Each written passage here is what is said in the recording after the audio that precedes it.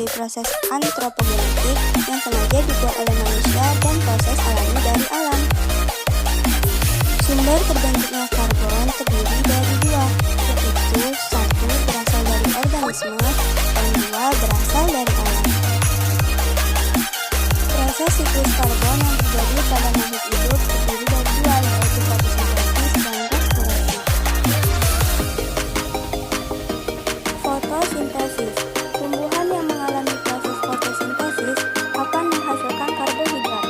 Dalam prosesnya, akan menghasilkan karbohidrat yang memanfaatkan energi matahari untuk dapat mengubah karbon dioksida dan molekul air. Dalam proses terjadinya fotosintesis tersebut, energi dari radiasi matahari oleh adanya ikatan molekul karbon akan diubah menjadi energi kimia. Molekul karbon yang digunakan tersebut didapatkan dari gas CO2. Respirasi. Selain manusia dan hewan, tumbuhan juga mengalami proses respirasi.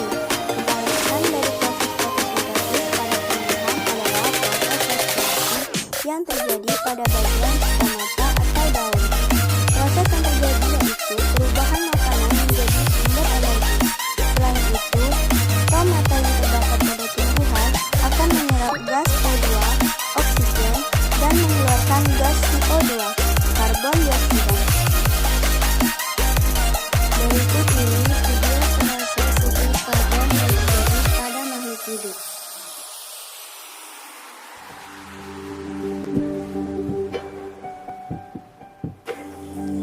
Karbon dioksida atau CO2 dilepaskan ke atmosfer. Contohnya adalah asap hasil limbah pabrik.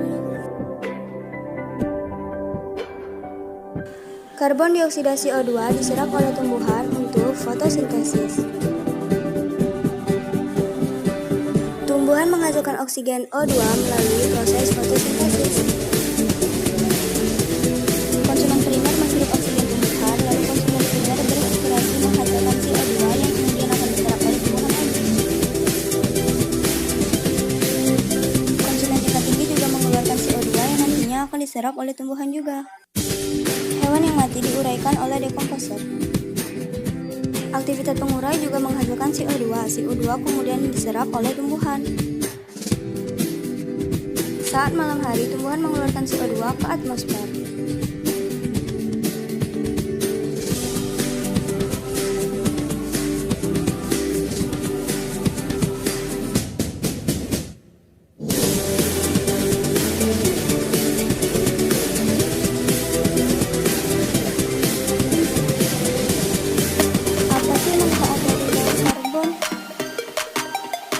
Manfaat daur karbon adalah mengembalikan karbon yang ada di atmosfer ke organisme hidup, fotosintesis, dan respirasi.